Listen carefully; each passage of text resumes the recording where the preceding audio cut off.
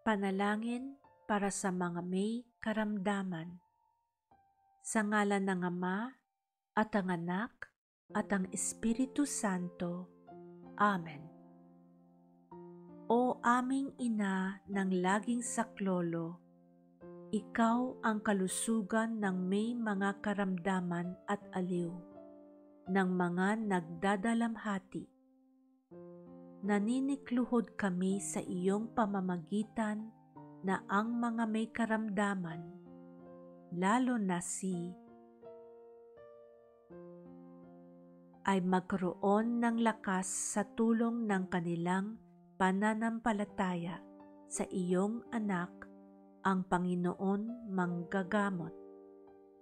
Nawa ang mga may sakit ay magkaroon ng malinaw na kaisipan, na naisin ang kagalingan at magpatuloy na umasa para sa kanilang kabutihan, nang may pagtitiwala sa Diyos at sa mga taong isinugo upang sila ay matutulungan mapagaling.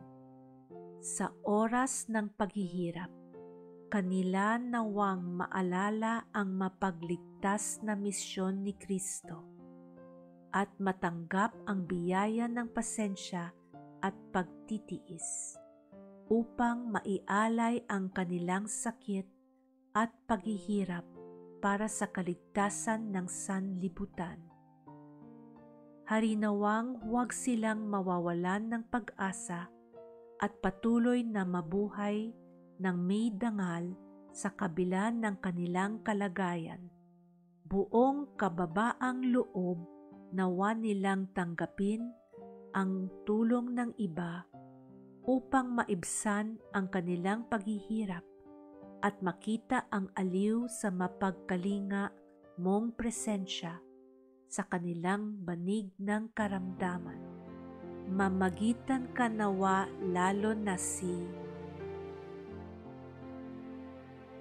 O Santissimang Ina, na ang mga taong tutulong sa kanila ay mapuspos ng grasya, ng pasensya at awa.